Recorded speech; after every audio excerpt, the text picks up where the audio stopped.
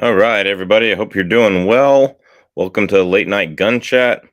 Another tragic day with another, you know, mass murder. I'm not going to call it a mass shooting, mass murder. And I just wanted to remind everybody that this is a problem that can be solved real easy, and that's by putting a security guard in every school, and or letting a few teachers arm themselves with training.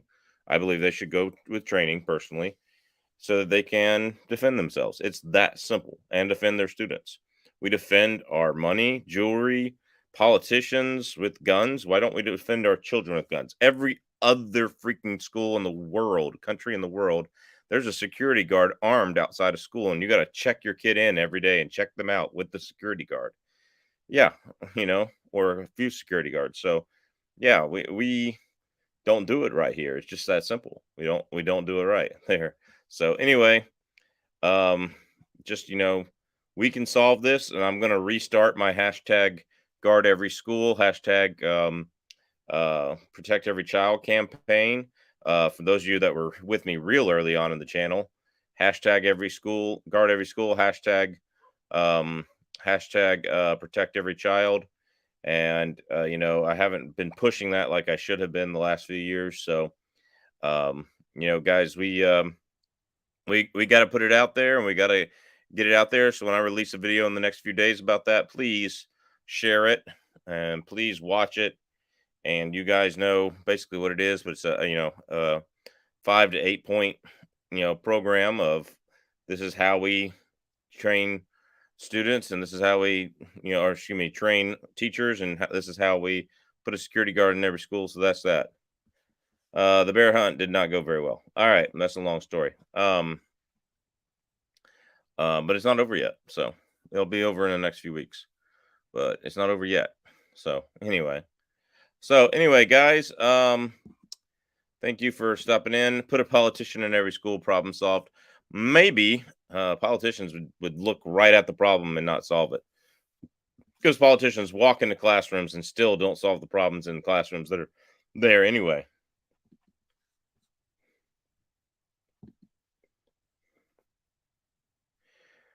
We have school resource officers here in Mississippi, also principals, and some of the coaches carry at my kid's school. There you go. And your school doesn't have any problems. Yeah. Yeah, that's the problem. It creates copycats. That's why you see these in strings. There's a string of 3 or 4 every few months or whatever it is. Evil is just that, evil. Yep, that's the problem.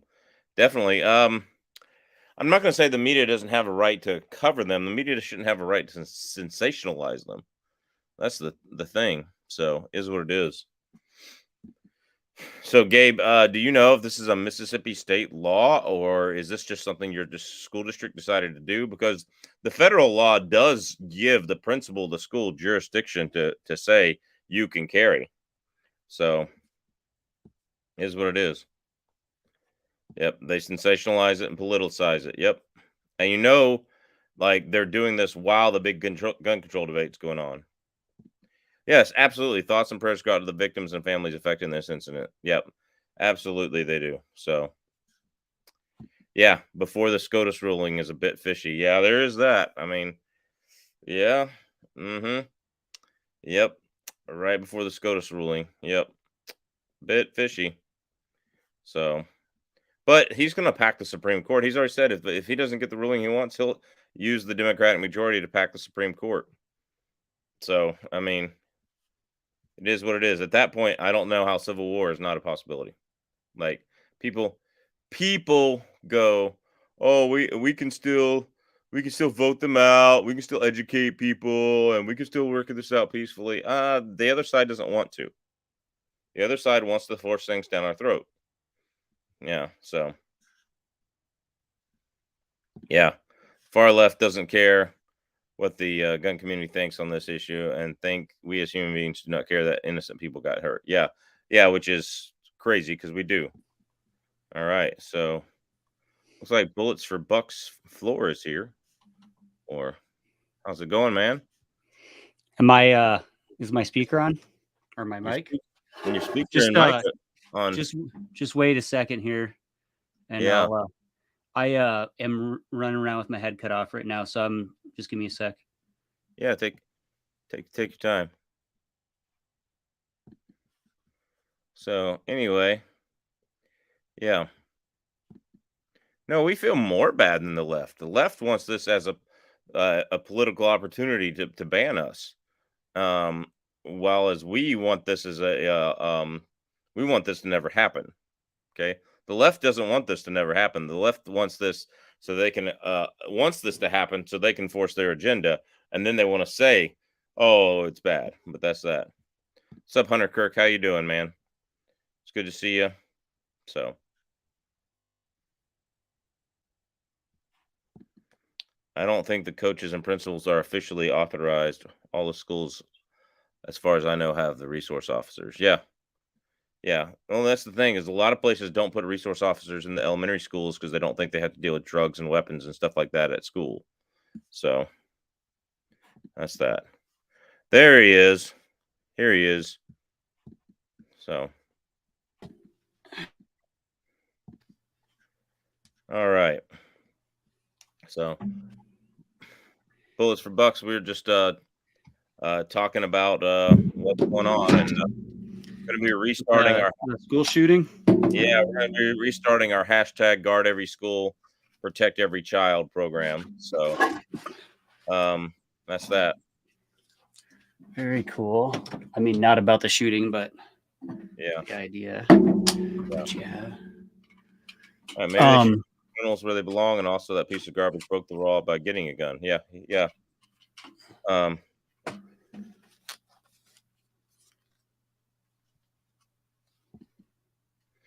Soft targets are just that. Mayor in NYC just said today he doesn't want citizens arming themselves after pepper spray kiosks pop up after the subway shooting.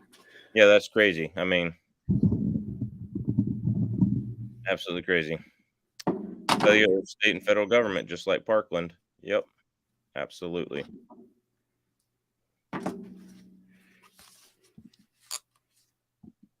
not even going to deal with Scott Leeper calling me the wrong name today. So, anyway, yeah, it's crazy. So if I did a video like this back when I did really bad videos on my channel, which I kind of still do, but anyway, I did a video of basically that had 8 steps, and actually John from the Gun Collective did a really nice job of doing one for me as well. Like I emailed him and he put it out as well. So that Sorry about that.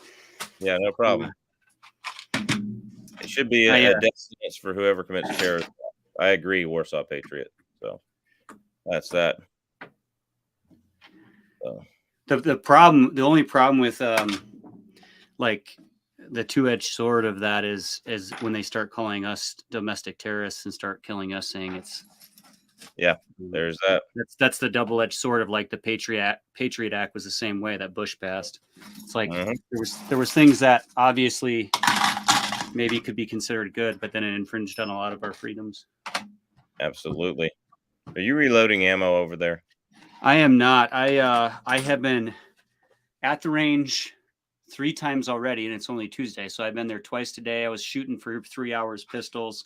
That's why I'm scrambling right now. I just got home a little bit ago from shooting pistols, and then I've been mounting scopes and doing all kinds of like gunsmithing type work all week, and so my little tiny bench here is just full of stuff.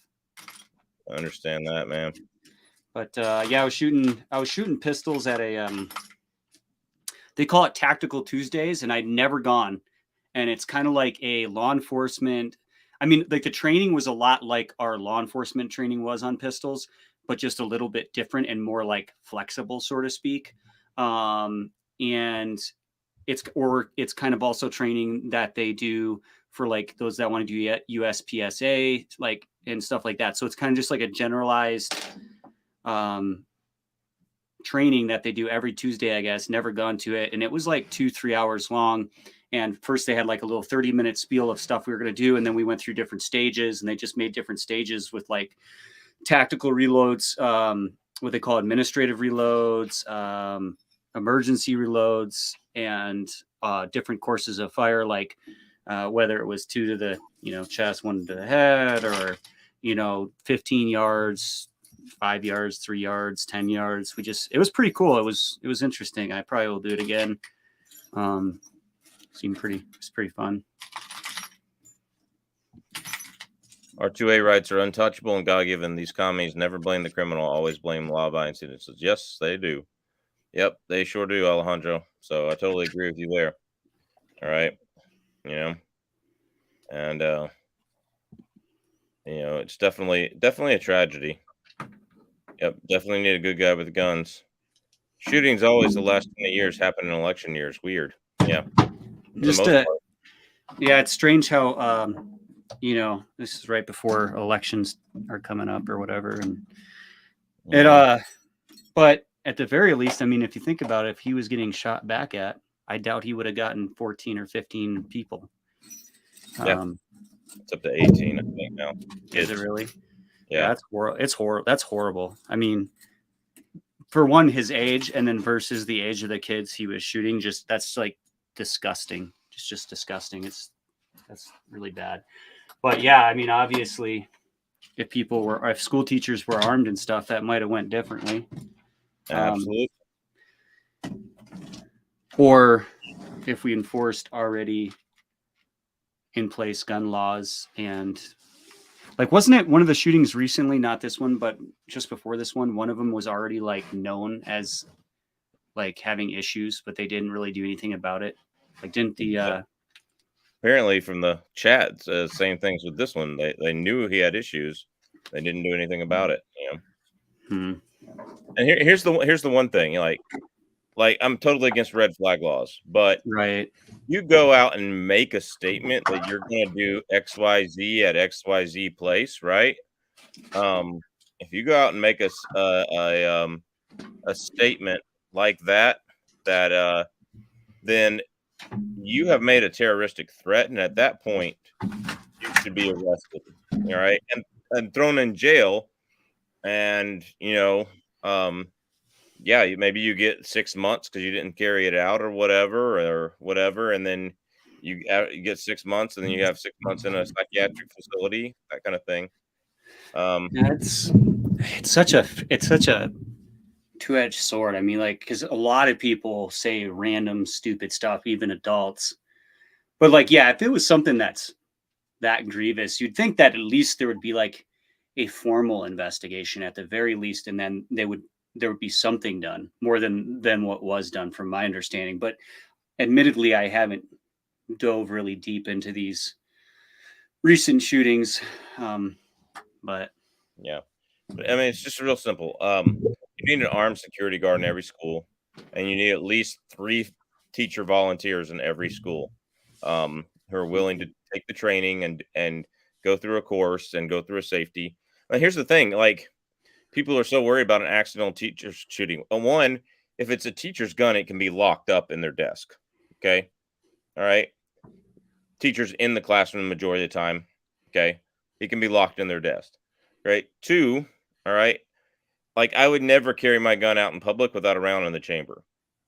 But why would the teacher need a round in the chamber immediately? Because, I mean, you'll have the time in a school building. All right. If the kids have time to react to the fire drill and line up quietly and walk out, you'll have time to react to the news. Oh, there is somebody. That's that. You know what I mean? So, yeah, that's just a ridiculous argument. I mean, it's pointless, because I mean, people walk, for one thing, there's already millions or hundreds of thousands of people walking around with guns every day anyway, concealed or open, and you can have just require a level 3 security holster, a level 3 retention holster, and so be selective on who you certify to carry in the school, and there's no reason they can't do that. And there are schools that I believe are doing that, and in Wyoming, every high school I know of, and most of the middle schools, have a designated police officer who's pretty much inside the school or outside the school every day, all the whole time. And also, when I was in Michigan, there was some schools, not all, but there was some schools that had armed police stationed at them or security guards, but it wasn't every school. Um, but yeah, I just think just arm some of the workers there, have them go through a course, and what happened here? Yeah. No, and I My totally camera agree. just go off. But here's the problem is like it also needs to be every elementary school because I grew up in Georgia. Every high school and elementary, every high school and middle school in Georgia had a police officer there, and like here in Alaska, um, I guess we lost him. Um, so let's see. Yeah. Yep. Anyway, here in Alaska, we basically we only have it in middle school and high school as well. And here's the thing: the police officer from the high school has to come to the elementary school if there's a problem. All right, and so you're talking about possibly 10 or 15 elementary schools that feed into the same high school here. Because the elementary schools aren't huge; they're not like 600 or 700, 800 people elementary schools. They're only like 300 to 400 people. So you have that many elementary schools feed into a high school here. So if you're still listening, Bullets for Bucks, get back on. So anyway, what's up, Austin? How you doing? A little sober today. A little sad. Yeah, I can see that. Yeah. Other than that, not bad. Yeah. So, So we're just talking about, making sure that school security is tight and allowing this because it's just, I mean, this can't go on and they can't keep blaming the gun. And here's the thing: when they had the assault weapons ban in 1994, school shootings went up. Columbine happened during the assault weapons ban. Virginia Tech happened during the assault weapons ban. Jonesboro, Arkansas happened during the assault weapons ban. Like there are tons of school shootings, that happened during the assault weapons ban. While the assault weapons ban was active, there were a ton of there were a ton of school shootings. Yeah, I mean, well, at the end of the day, it's not about the gun. It's never been about that. It's about a person's actions. So, I mean, they always make it like, like it's the gun, gun violence. And that's not accurate. It's people being violent, and it's a person problem. It's a society problem. It's not a gun's fault. More people still get killed by screwdrivers and hammers than by guns every year. So it's Yep. kind of a moot point. Warsaw Patriot says, I've been telling people this: make very school and treat every school like an airport, have tight security like TSA. Yeah, I mean, I don't have a problem with it. But I do think like um I think there's like a line of more of there's a line you don't want to cross because you want people to feel welcome at school as a school teacher and everything. Like I do think everybody should go through like a basic metal detector and go through the same door, like one way in, I one way out. Go through a basic metal detector, but I don't think it should be take your belt off, take your shoes off. I Like, worked security at a high school that was probably one of the most violent, dangerous high schools in Michigan. It was a suburb of Flint, Michigan called Beecher. If you Google Beecher High School, like violence, there's endless articles even to this day. Like we had use of forces like 10 or 15 a day with students. And then while I was there, I was only stationed like there for 3 months, and we had a gang beat up two adults, a high school gang beat up two adults on school property. We had a girl starting fires. The year before, they had a shooting. Like every 3 years, somebody was murdered in that school property. It was nuts. And we had them go through metal detectors. We had them take their belts off. And guess what? it didn't stop it. Why? Because they're still like outside the school. Like we had it when they come in the building. So they'd go outside the school, or parents would come in, or teens would come in from the outside with guns. So it still didn't stop it. Like the people were still, I shouldn't say that. That's going to sound really bad. There was still a lot of violent people at that school and violent kids at that school, which was like a systemic moral and ethical issue generationally. Yeah. It really was. But sorry for butting in. No, that's fine. Like, that's a great point. I mean, I've been through metal detectors at schools, and I think that's one of the biggest problems. Another huge problem is like people letting other people in through doors that are not supposed to be. You're not supposed to be let in but through. You know, I mean, my high school, you were supposed to go in a certain way every time, especially if you were late. There are times I would be in late. I'd go into the weight room, directly to the weight room, show up for my 6th period class when I wasn't there all day.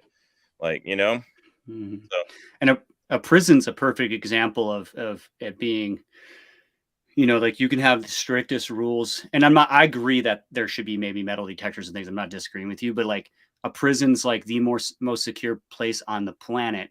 And yet people are assaulted or murdered in some prisons like every week. So like, how is that the case? Because there's evil people doing evil things, and there's only so much you can do. It's not to say you shouldn't do anything, but obviously there's people that are given tools in prisons to try and handle it when it does happen, which is another reason teachers should be armed. And I'm not saying it's the same as a prison, but there should be armed teachers for sure.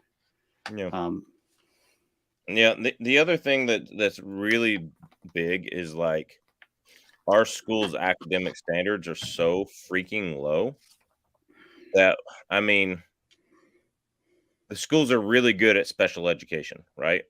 They are really, really good at special education.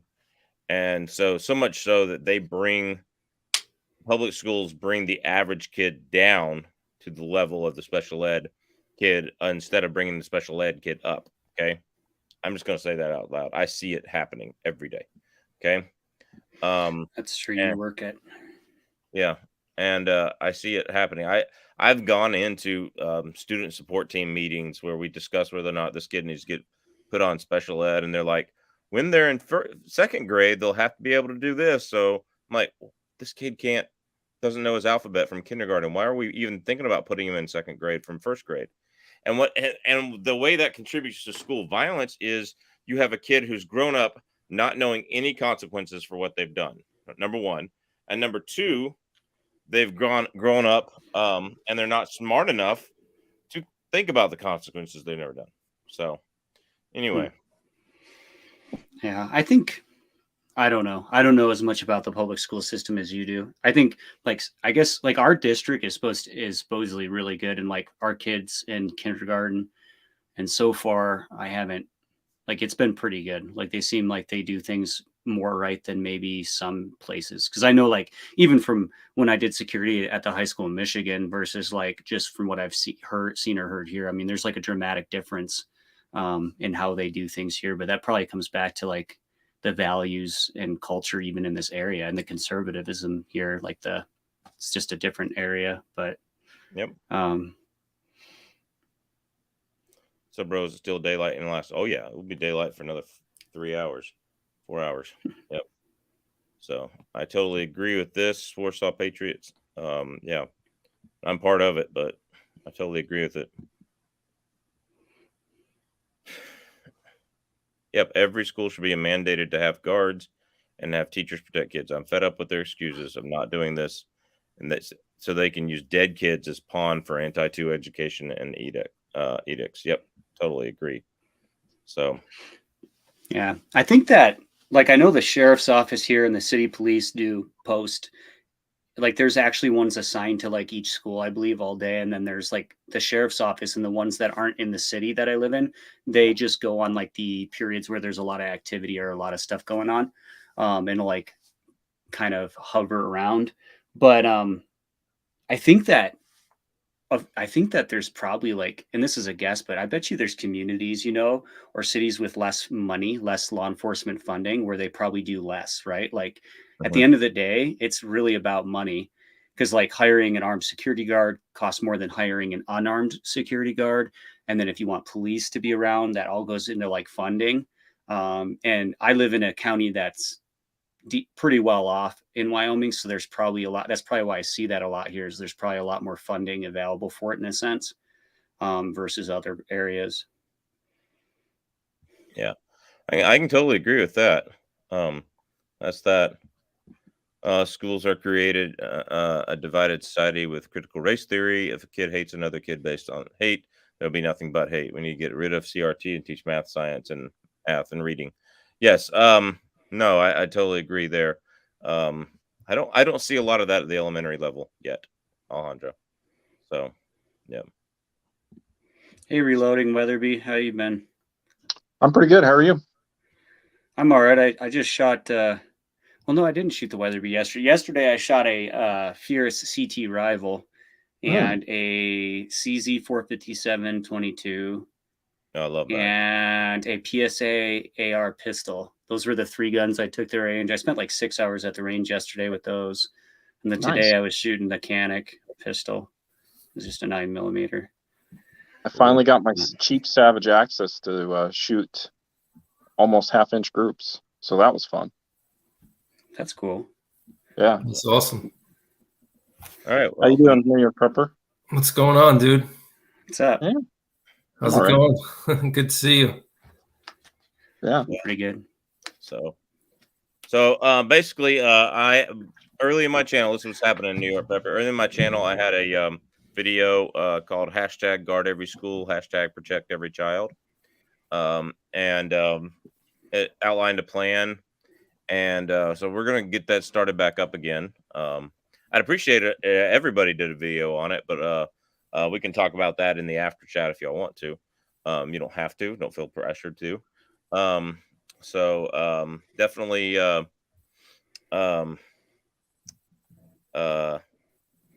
definitely have to talk about that. But basically, it's basically, an armed guard in every school, armed teachers in every school, higher academic standards, like, and higher consequences for failure. So basically, that's basically what it is. So there's a few other things in it, but I want to thank the Gun Collective. They actually did a video on it for me when I had a really small channel. So that was nice of John Patton. So anyway, so that's what we're going over tonight. Texas has a school protection program, but schools have to prove it first. Approve it first.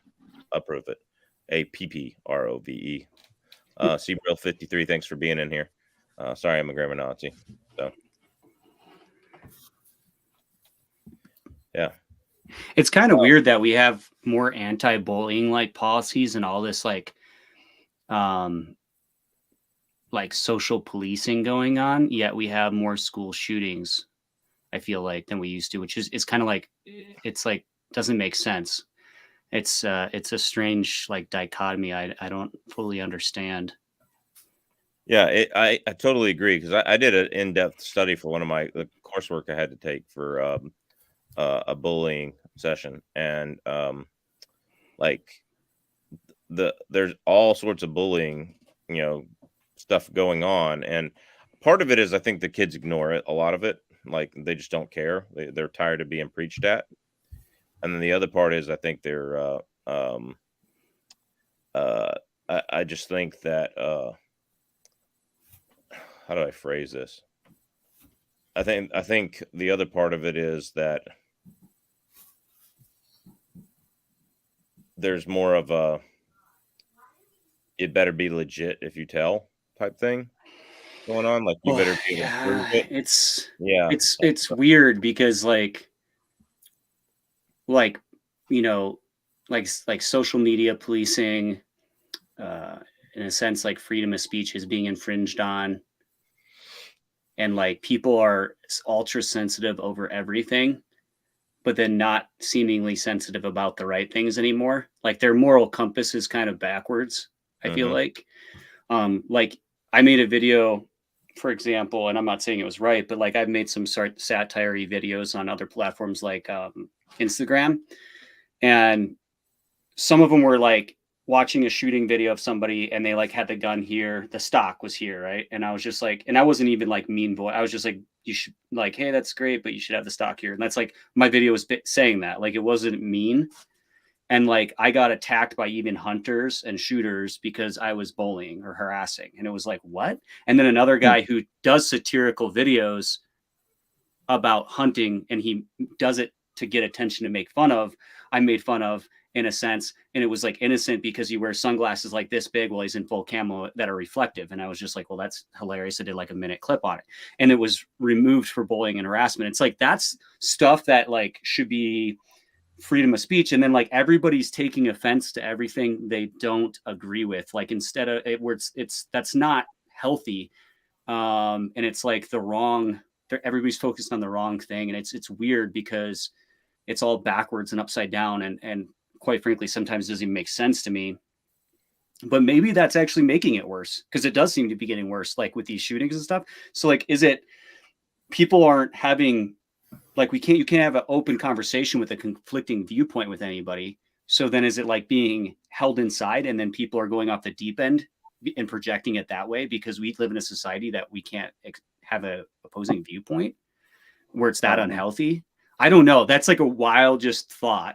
I'm not at all saying that has anything to do with it, but there's so much out of whack with our culture, I feel like, right now, for sure. I haven't said much, but can I say my 2 cents? Sure, go ahead. Okay. I don't think it's a gun problem. But I think the biggest issue right now, without getting into religious things, but basically the moral compass and the morality of our nation as a whole has just gone down the pipe in the last 50 plus years. Oh, absolutely. Look at single mothers. Basically, there's not a mom and a dad in the home. And how many children are doing violence? Sorry, I'm not saying this very well, but you know what I mean. Like, yeah, they're much more likely to start doing some bad things if they don't have a mom and a dad in the home that are their moral compass. Yeah, and we can't rely on the government to be our moral compass. It's up to parents and society as a community to bring back, I guess, the fundamental things that make society work, if that makes any sense.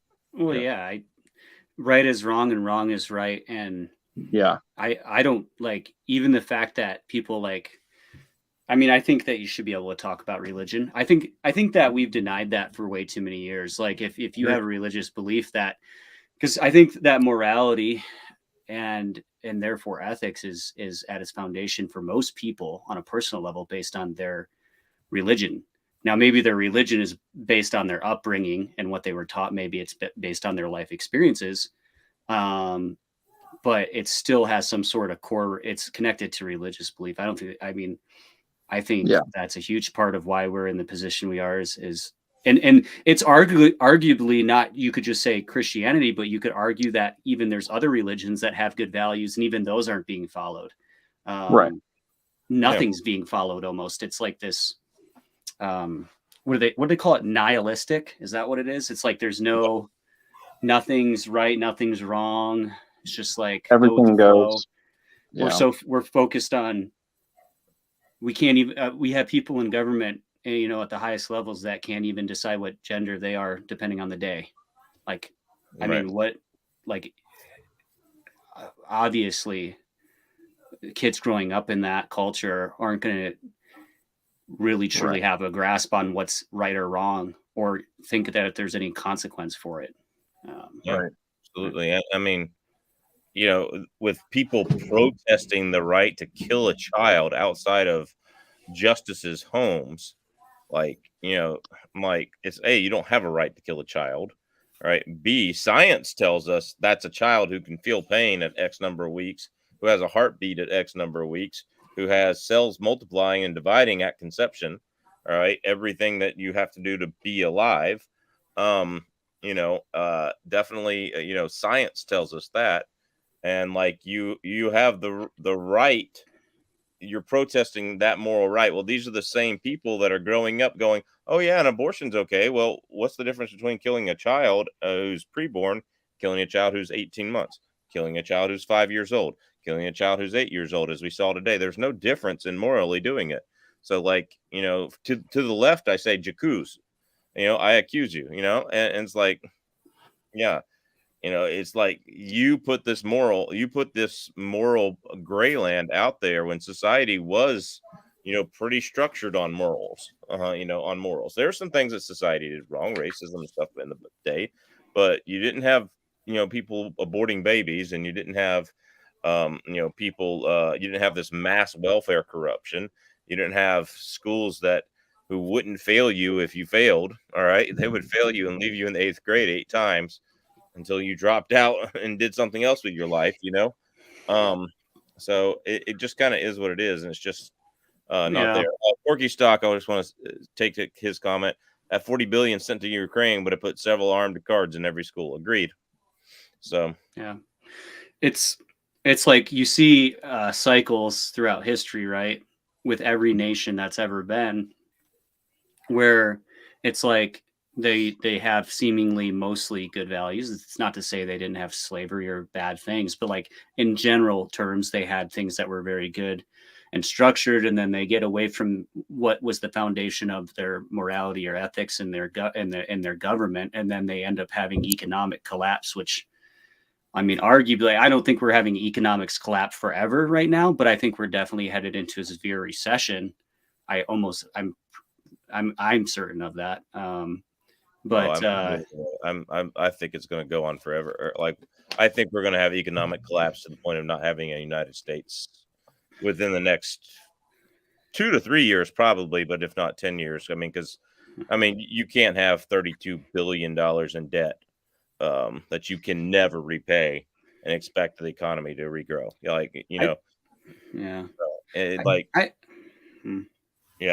That's my argument there.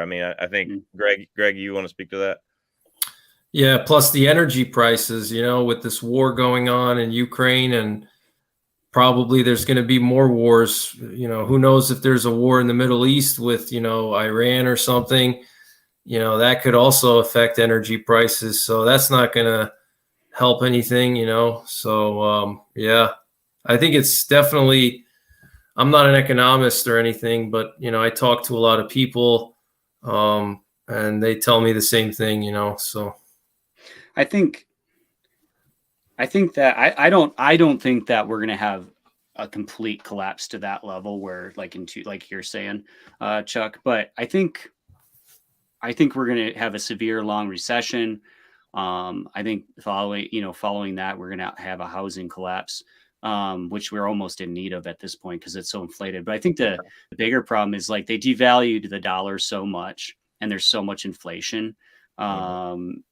And I know they're trying to combat that by raising interest rates and things of that nature, which are actually going to cause the recession to try to correct the inflation. But I think it's going to be severe. And I think that it could fundamentally weaken our nation for a very long time. Whether that's forever or not, I don't know. It's definitely not a good thing. Oh no, I just see it like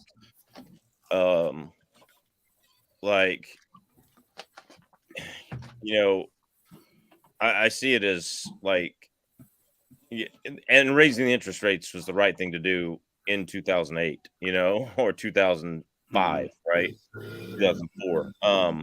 But I see it as too little too late right now. Well, so. Yeah. And the problems began before 1971, and then they got worse when they took us off, the gold standard, and they started printing money. And it's just like, it's kind of this, there's a lot of people that actually associate that with or say that's the number one thing that happens when a nation collapses, not necessarily directly the morals or ethics, but that it's where you have this ridiculous inflation and the monetary system gets destroyed. And we're in the middle of that. And a lot of it was already happening before the pandemic, but it was like accelerated because of it. Well, not because of it, accelerated because of how people handled it, because of what they chose to do because of it. Absolutely. But yep. Yeah, and I'm one of those people. If you haven't put, you know, several bags of 50-pound bags of rice away, you're a complete moron right now. I'm sorry. I need to say. So let me rephrase that so I can say it in a nice Christian way. Hold on, I'm thinking. No, you're a complete moron. Anyway, like that's the way I feel about it. So, like if you haven't put it around, I have 12 25-pound bags of rice. Like I have 12 of them, right? And a couple of 50-pound bags of rice. And I'm working on putting those all in sealed buckets with the oxygen absorbers and all that kind of stuff. Mhm. And the Mylar bags and stuff, so they'll be good for 25 years. But they're good as a bag of rice for 3, 4, 5 years, just sitting there in the bag, right?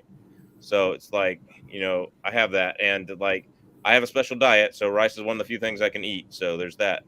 And it's like I just think that in this country, if you haven't put away 3, 4, 5, 6 bags of rice to get you through 3 months of maybe not being able to eat anything else, then you're an idiot. Like you need to have your IQ checked, and you need to, go on some educational stuff because there's not everything on the store.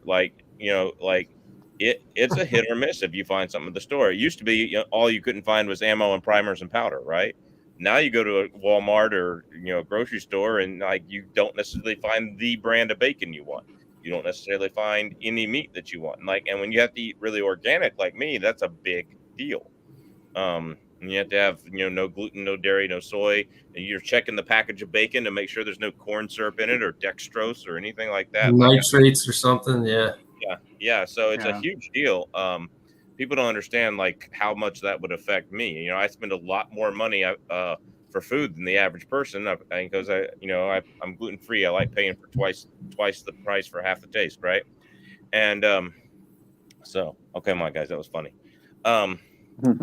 But yeah, and it's just it really affects. And I do think the economy is just I think it's just going to slowly trickle away, and I think the interest rates are too little too late, because the issue if the interest rates work now, the issue becomes we can't monetize the debt, we can't print money to cover that debt anymore. And so that becomes the issue. They can't cover the debt, and pretty soon we're not going to be able to afford the interest payments on that debt. So if we can't afford the interest payments on that debt, we default on the loans, and that's that. So, well, I think that there's a good chance that either one of two things will happen. I think that I forget the Chinese currency will become the global currency, and not the dollar. I think that'll happen within the next 5 years, which will have a huge impact on our economy, or potentially a cryptocurrency, which I wouldn't necessarily be completely opposed to, but it'll still weaken our economy if that happens. Yeah, it's interesting to see what'll happen. Maybe that won't happen. I don't know. I think a thing but getting back to like the shootings that are going on. I mean, when this COVID first came out, you have all these lockdowns and government mandates, and we all knew, and it's always been true that was going to increase mental health problems, suicides, and things like shootings, and that's what's happening. Yep. There's FBI analysis that are testing that. Like that's one of the indicators, or one of the things that can make people more prone to doing things like that. I mean, it's their choice, but like that's when I worked in law enforcement the last 2 years, we had more suicides. We had more violence. Now, I shouldn't say we had more violence. We had more of certain types of violence, but we had more suicides. We had people getting arrested just because they were being violent, because they were upset about the lockdowns or losing their mind over the lockdowns or wearing masks. We literally had people get arrested, and we would have to deal with them. Drug abuse, certain types of drugs too. Like these are, the consequences of the government control that was exercised during that time. Wow. Is going to affect things for a long time. Yep. I'm a big favor, and I've said it before on the channel. By the way, I want to thank Tyler Adanik Mercier. Grow potatoes and kale, very easy and tasty. Bear meat and salmon, worse in Canada. yeah, grow potatoes and kale. They're easy to grow. Potatoes are not that easy to grow, but kale is easy to grow, and potatoes have kicked my butt since living here. But yeah, last year we didn't get hardly anything. So yeah, I agree with Mrs. B, Ms. B, excuse me, Miss B. Ammo and ammo components are the new currency. So yeah, yeah, I love kale. Yeah, I love kale. I'm not going to say there's any kale planted out where I want to moose hunt, but I'm just kidding. Just kidding. Fishing game. It's not. I don't have time to go out there. So, but moose love it too. So, if you live in a moose and deer area, plant a bunch of kale. You can have meat and kale. There you go. So that's that. But yeah. So yeah. Basically, I agree. David Thompson here. It's not a gun problem. It's a political agenda deal. Look at what Brandon said tonight. He divided us again tonight. Yep. No unity. Free red, left, free script. Yep. Pretty much.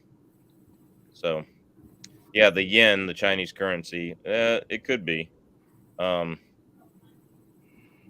only demented man. Brandon is, I don't know anything about. I didn't watch him. I just don't watch him.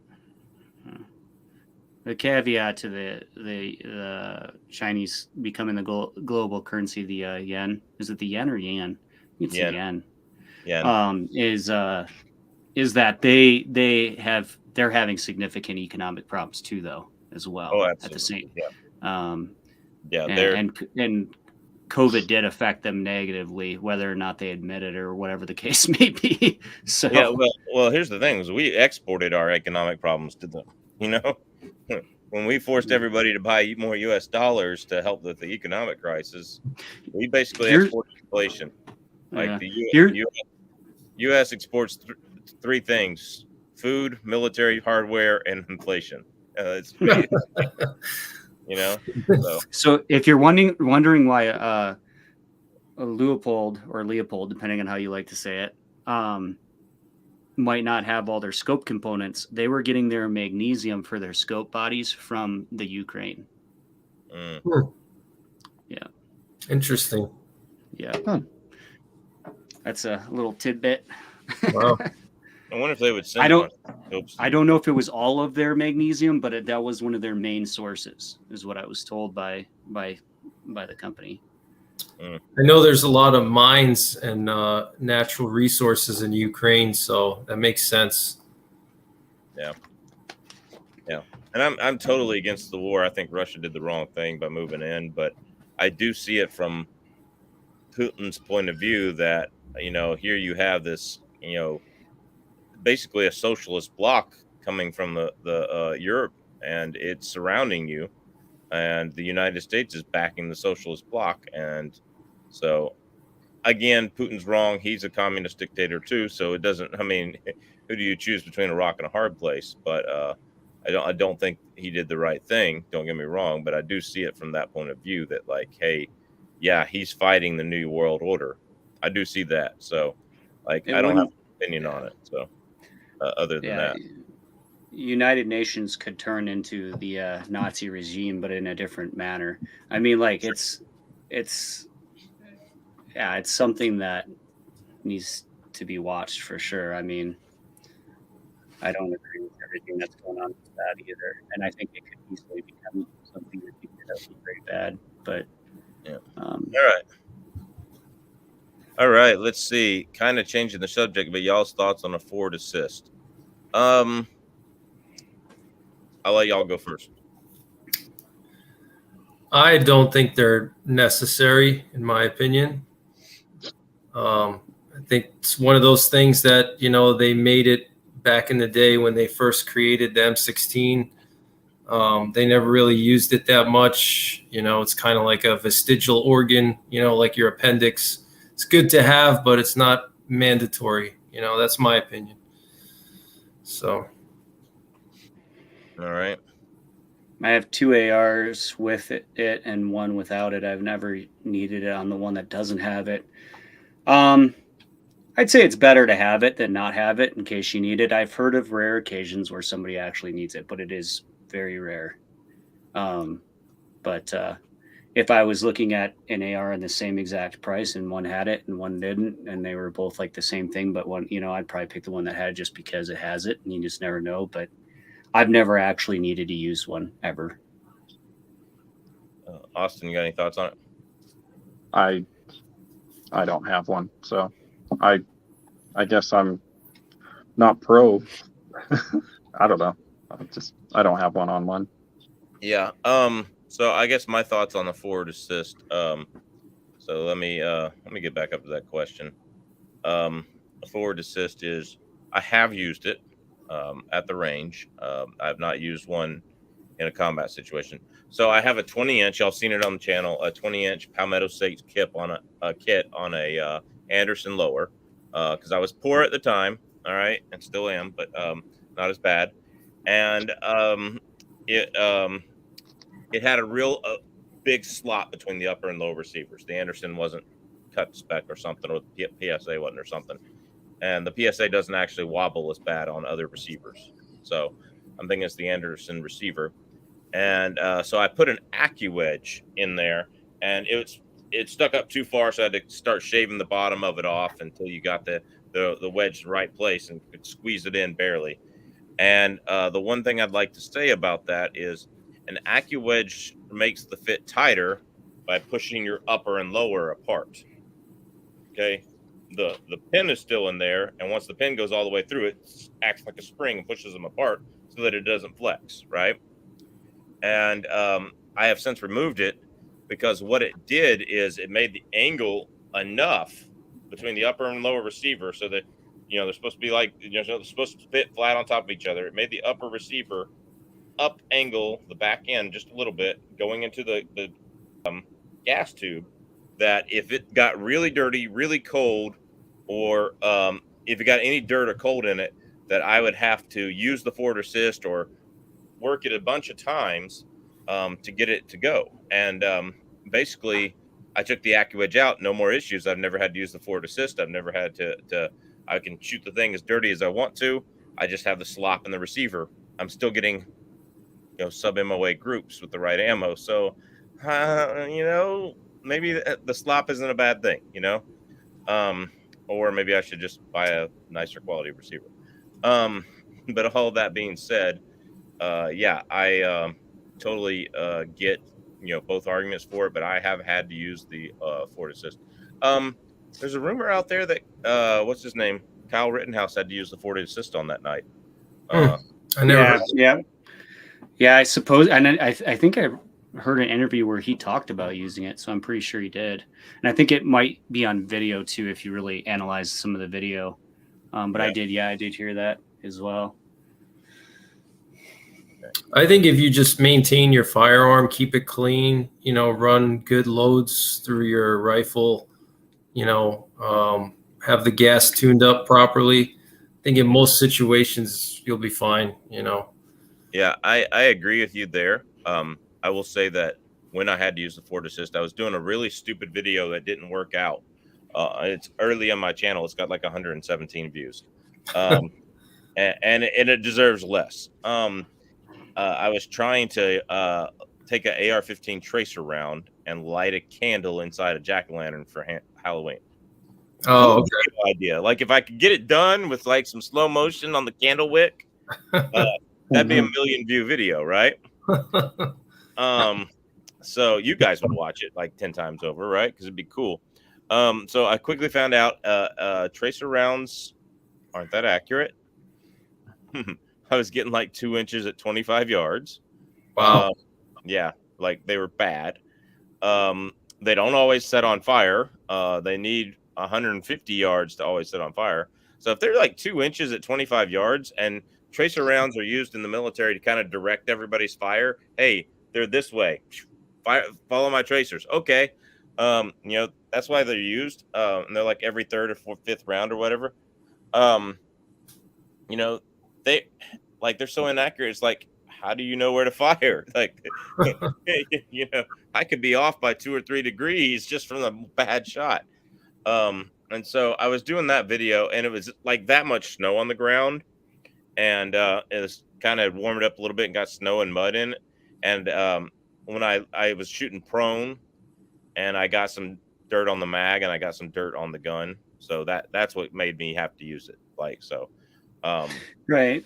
But there are special situations, and if you go prone, like if you are in a SHTF scenario, since you're a prepper, New York prepper, if you're in a crap hits the fan collapse scenario, you're going to need your AR-15, and you're going to need it to run even in adverse conditions. When you have to go traipsing through a swamp or to get out of a place, or you have to go somewhere. So like, totally like agree. Keep your weapon clean, maintain your weapon, run good ammo. Totally agree. But like an ideal situation isn't always there.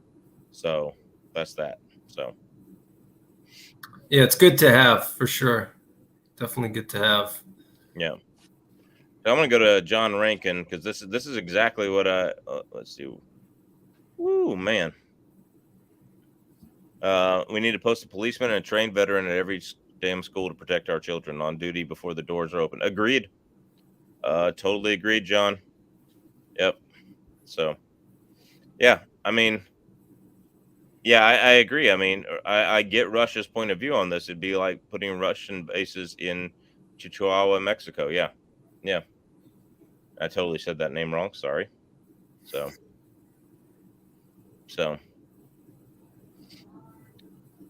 Yep.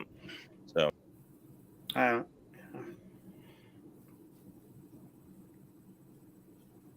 You got a new gas mask ready for 50 pounds of beans. Yeah, that's probably a smart idea too.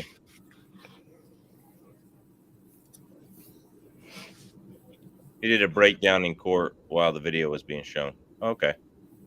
Makes sense. Let's stop the show. School shootings. Arm the faculty. Yeah, some of them. I don't want every person in the school to be armed, because I know every adult in the school. There's some of them I don't want to be armed. But I get the idea. I get the idea. Yeah.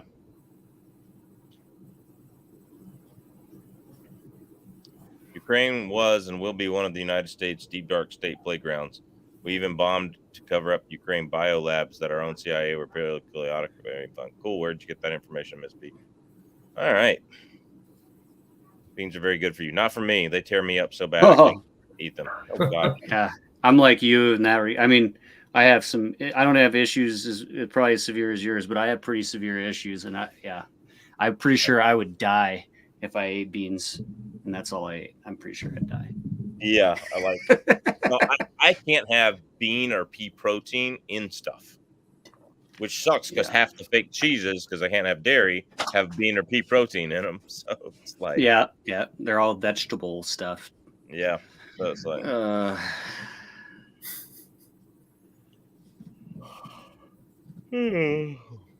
yeah.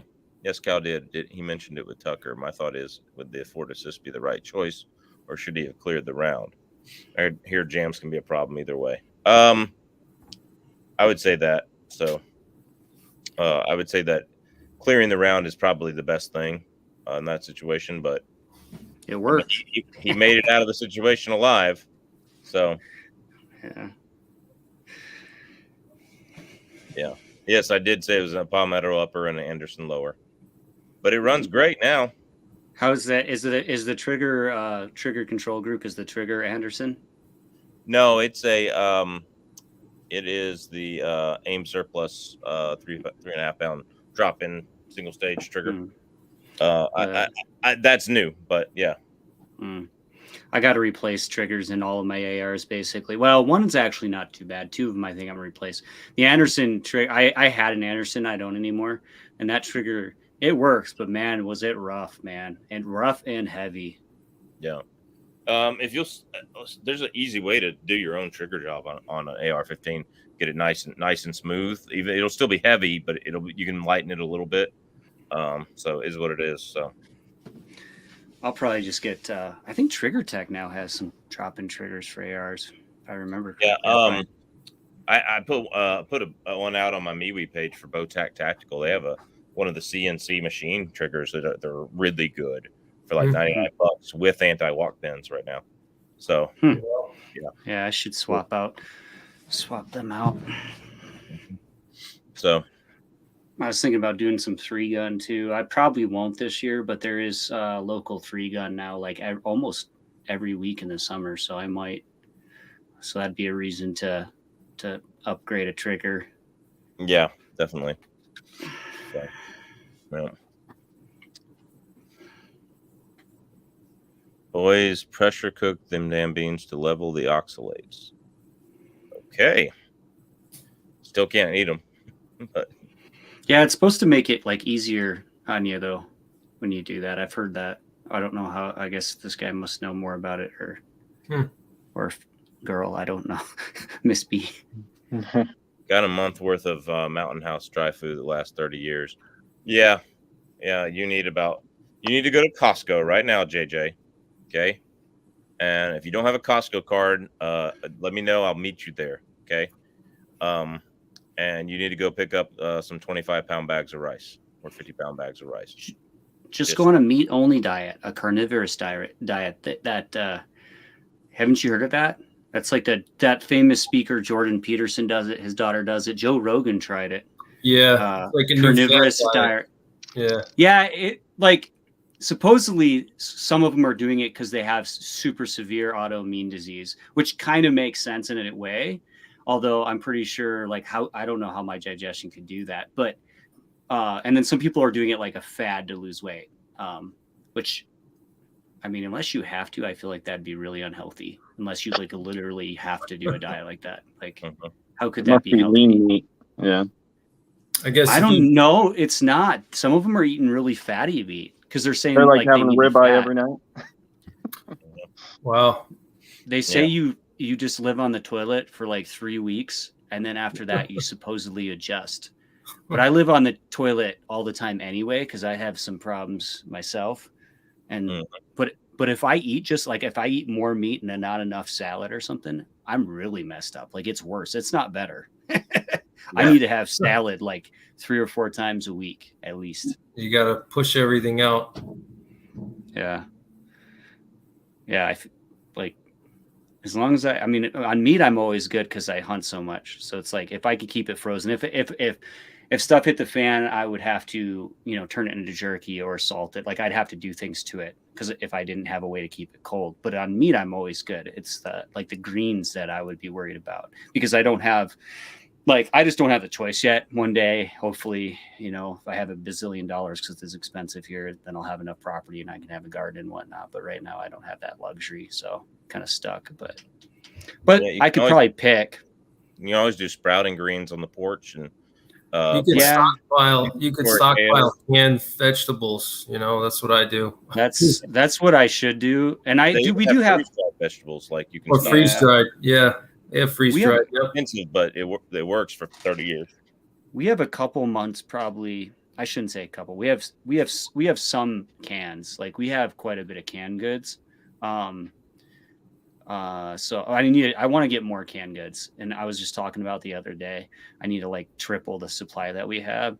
But I don't freeze dried, man. Though I don't do well with it. Like my digestion, canned, it's fine. There's something about rehydrating free-dry food or something, the way that it just tears me up. But, that's crazy because I'm the opposite because all the preservatives, in the cans, I can't do it. Yeah. Have you ever thought about getting your own freeze dryer? I looked at getting one. They're kind of expensive. Yeah, they're an actual freeze dryer. $2,000 or something like that. Yeah. I think I saw one for $1,200 or $1,500. I might get one. I thought about it. I have a food dryer, right, and then I have meat grinders and sausage stuffers, and I have everything else, literally everything else, meat cutter, all that stuff.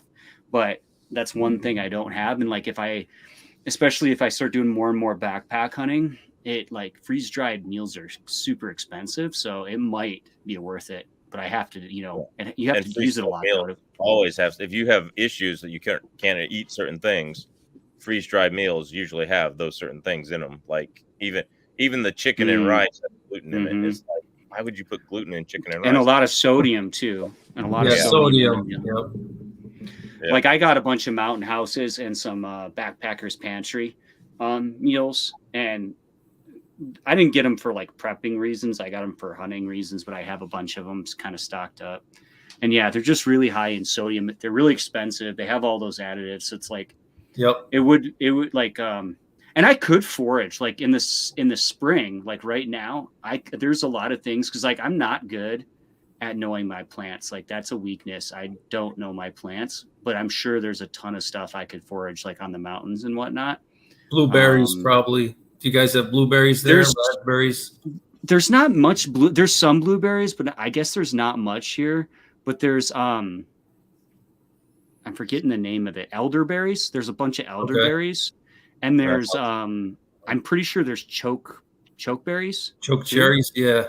Yeah, choke cherries, or like there's like rose hips and things like that. And I just like, I never feel confident enough to pick them myself because I'm like, I don't know. And it's like every year I'm like, man, I should get like a book or Google stuff and study the pictures or get into it. And then I never do. Because even when I'm out hunting, there's a lot of things that people like around here will talk about or they'll make jam out of. A lot of people collect, I think it's the choke cherries or maybe it's the elder, but there's a certain type of berry that people collect on the mountains every year and they make tons of jam. It's like everybody does it except for us. But the guy I was hunting with this past weekend, he was just picking plants off the ground, eating them, fennel heads and fireweed and stuff like that. He knew, and then he'd grab these mushrooms and goes, "Hey, these are morel mushrooms, right?" I go, "I don't know. Don't ask morels. me." Morel's like the one. That's the one mushroom I know. Like those are so good.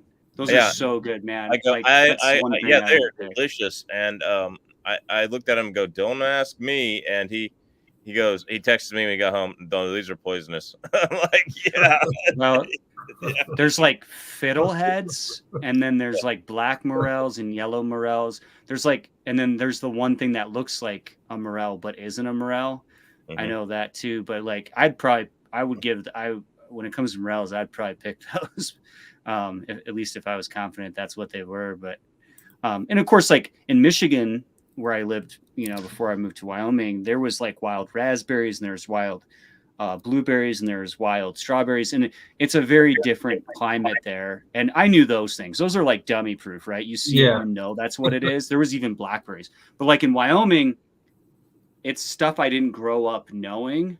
And so to me, it's like, I don't know what this is.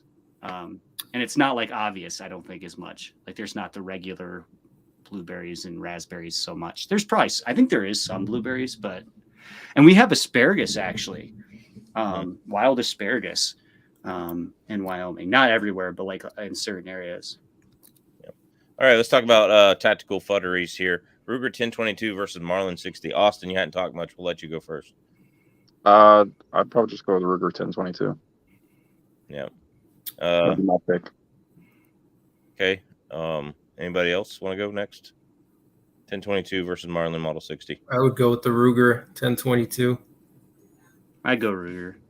All right, I'm going to be the oddball here, only because it's way more accurate with a micro groove barrel, an old school Marlin Model 60 over a new Ruger 1022 any day of the week. That being said, if it's a bug out gun, I'm taking my Ruger 1022. So, but if it's just to have fun or just to plink or, just to have fun, yeah, that's that. I mean, I have a Ruger 1022. I like the 25 round magazines. The manual of arms on both of those guns absolutely sucks, in my opinion. Like, it's not an AR-15 easy, boom, here's the magazine release, boom. The Marlin isn't particularly bad. It doesn't hold open. It holds open on the last shot, but then you can't hold the bolt open to clean it except for like halfway back, and you have to push the little pin in and stuff like that. And then Marlin is funny. So if you have it on that halfway back position opened, you can load the tube, close it, put one more round in the tube, then put it round in the chamber, and then put one more round in the tube and throw the tube spring back down on it. So the Marlin is actually kind of crazy on that one. That's that. I put a JB spring kit on an Anderson. Yeah, this is something you can do. I mean, you can get a $10 spring kit, and it's a lighter spring. And if you want to really lighten your trigger, then if you want to take the creep out of your trigger, you just take the hammer out and put a bunch of grease on it, and then sand it down with some 4000 wet or dry sandpaper, and then right on the edge where the searing gauge is, and get it really silky smooth, and step up your sandpaper to 1,000, 2,000, 4,000. Start with about 400 sandpaper, get it silky smooth, and then just sit at night, put it back in your upper, just sit at night while you're watching TV and just pull it apart, pull that hammer and stuff apart, and you'll get that thing silky smooth if you do that a couple hundred times. And you'll have a nice trigger. The downside is that the spring doesn't always have the pressure and you'll have a nice trigger for about $15 worth of sandpaper and $10 spring kit, right?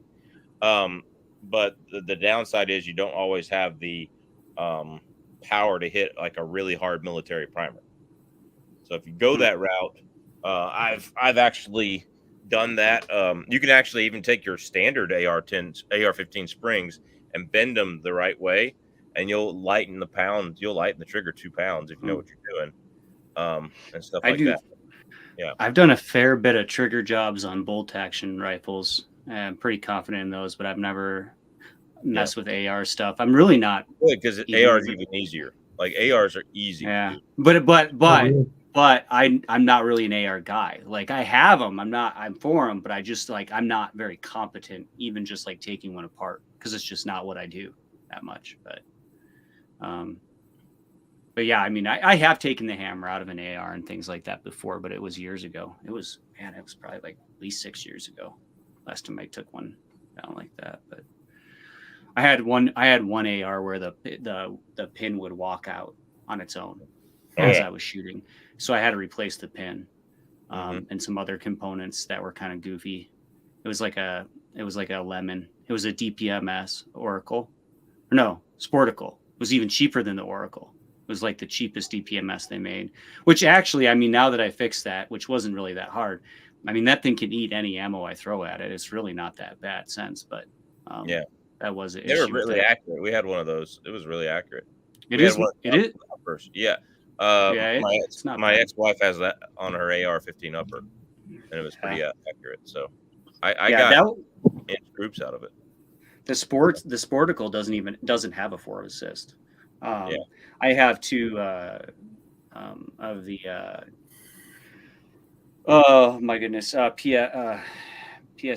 I have two. I have a pistol one and a full length one, and both of those, they're like one's a higher grade model than the other, and it's like significantly nicer trigger, which doesn't make sense because I swear they advertise them as like the same trigger, but one is like noticeably better in the better model. I don't know if they just did something, like maybe they polished. I don't know, but they did something. They have what they have called an EPT trigger, and it's a stainless trigger. And they don't usually offer that much more, but it'll be stainless and it's polished. That's all it is. The springs are a hair weaker and it's polished. That's about it. So I've never had any problems with it. So like the PSA AK-47s that they make, I actually at this point, despite really liking them and they do send me some T&E guns, I can't really recommend them because I've had problems with them. But the AR-15s, like every one I've shot or tried or owned, has been reliable and functionable and fine. It's not the the best fit and finish and feel ever out there, but it's been fine. It's been functional and it's taken every ammo I've put at it. So my idea on the PSAs is not if you're going to take them to Afghanistan tomorrow, but if you just need something to defend your house with, it's going to be reliable. It's going to be accurate. It's going to be, it's going to work, so that's that. But anyway, back to our topic of the night, which is, stopping school shootings, which is basically #guard every school, protect every child. We are advocating for a school security officer in every school, plus armed trained teachers who want to be armed and trained teachers, to be able to have the right and the training. A lot of people will say, well, just give every teacher who has a CCW, let them carry in school. And I agree with that in principle. But I personally would want to go through some training to be able to carry a gun around kids. Like, so like I would want to go what to do in tactical situations, like, CCW personal defense is different than dealing with an armed intruder with, body armor and a rifle.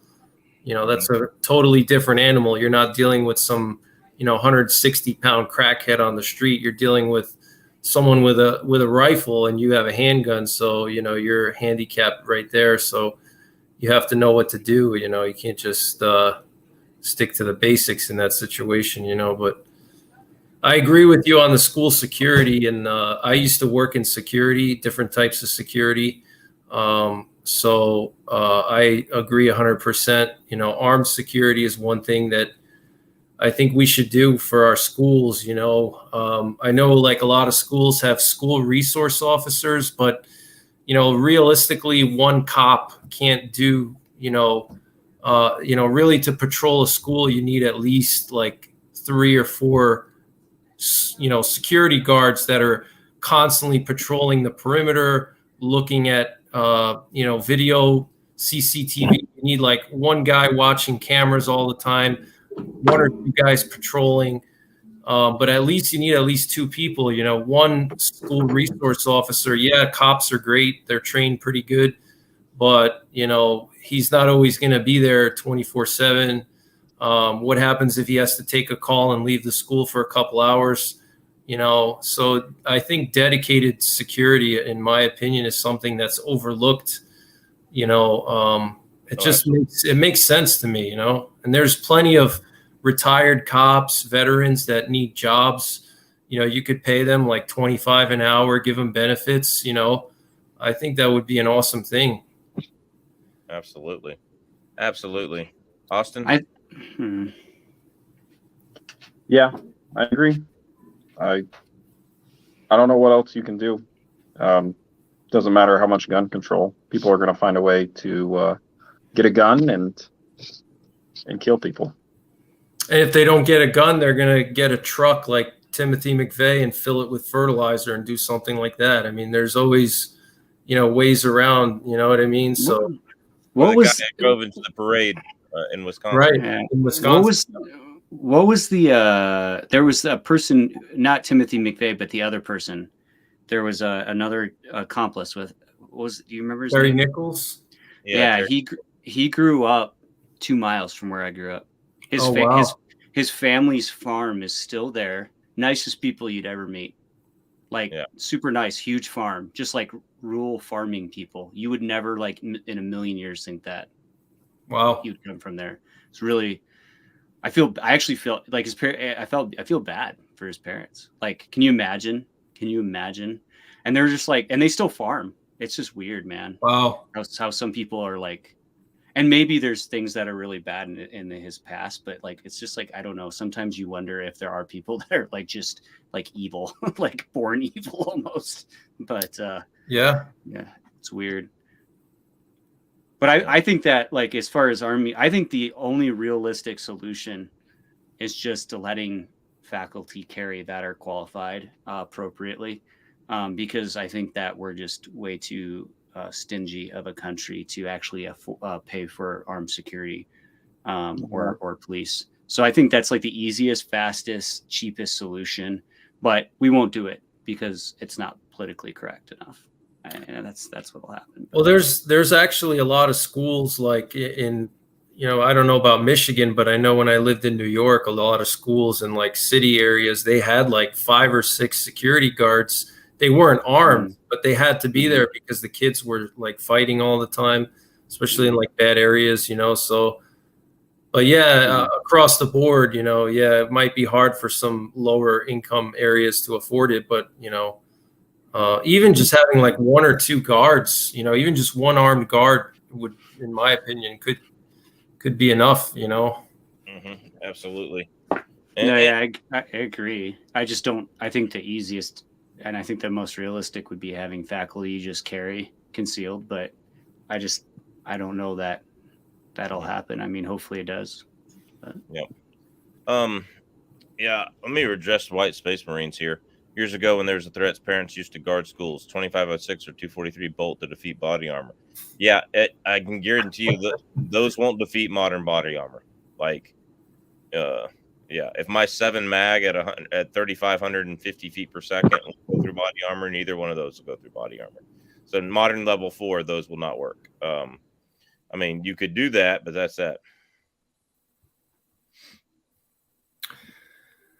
They just upped our local taxes to pay for a science penalty, and we much rather pay for that. Yep. Yeah. Well, like the person we've 40 billion or whatever to Ukraine. Like there's so many things we waste money on, and we fund abortions and we fund all this other garbage out there. We fund sex change surgeries and prisons, and like the amount of waste is insane. So there's no reason we couldn't afford to have police or veterans or security guards in every school armed. But politically, we won't probably do it realistically. So the easiest solution is arming faculty. But even that, I mean, you have, it's an uphill battle. Common sense isn't very common anymore. So. Yep. Maybe in certain states, I'm sure like a lot of the red states, you might see it. I don't think you'll ever see that in blue states for sure. No, absolutely not. All right, guys. Well, we're going to get out of here. It's been an hour and 20 minutes. I want to thank my guests, Reloading Weatherby, Bullets for Bucks, NY Prepper. Thank you for being here. Make sure you go check out their channels and subscribe. And make sure you check them out. They got all of them have great content. And all of them do a great job at their videos. And that's why they're here. I don't let people that do bad content come on the chat. Except for myself. Anyway, make sure that you go subscribe to all of them. They've all got cool things coming up. Guys, call your I'm gonna put out a video this week, maybe tomorrow, maybe Thursday. Call your congressmen, call your senators, and hashtag guard every school, hashtag protect every child. So we're gonna get that started again, because we have to have a solution for when they want to do gun control, and we can say, no, this is the solution. You want to take away my rights, which you're not allowed to do, for your problem that you created with a bad school system. Here's the solution. So, all right. God bless. Take care. We will see y'all at the range. Night.